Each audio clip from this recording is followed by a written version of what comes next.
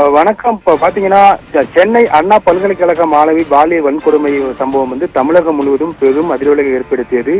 இதனைத் தொடர்ந்து பல்வேறு கட்சியினர், பல்வேறு அமைப்பினர் தொடர்ந்து ஆர்ப்பாட்டம் உள்ளிட்ட பல்வேறு போராட்டங்களை நடத்தி வருகின்றனர். குறிப்பாக திருவாரூர் மாவட்டத்திலும் பல்வேறு அமைப்பினர் தொடர்ந்து 3 நாட்களாக போராட்டம் என்பது நடத்தி வருகின்றனர்.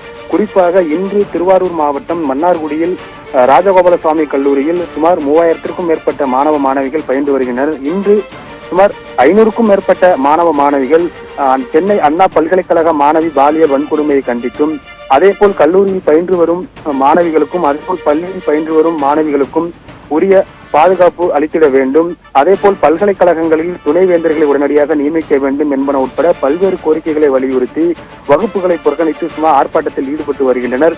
இந்த ஆர்ப்பாட்டத்தின் காரணமாக அங்கு சற்று பரபரப்பு ஏற்படுத்தியுள்ளது. குறிப்பாக பார்த்தீங்கன்னா, நேற்று திருவாரூர் அரசு கலைக்கல்லூரி மாணவ மாணவிகள், அதேபோல் நன்னிலம் அரசு கலைக்கல்லூரி மாணவர்கள் உள்ளிட்ட தொடர்ந்து கல்லூரி மாணவர்கள் திருவாரூர் மாவட்டம் முழுவதும் தற்போது போராட்டத்தில் ஈடுபட்டு வருகின்றனர் என்பது குறிப்பிடத்தக்கது. அண்ணா பல்கலைக்கழக மாணவி பாலியல் வன்கொடுமையை கண்டித்து திருவாரூர் மாவட்டம் மன்னார்குடியில் 500க்கும் மேற்பட்ட அரசு கல்லூரி மாணவர்கள் வகுப்புகளை புறக்கணித்து போராட்டத்தில் ஈடுபட்டு இருக்கின்றனர். அண்மை செய்தியாக பார்த்தோம். விவரங்களை எமது செய்தியாளர் ஜெய்வந்த் வழங்கிட கேட்டோம்.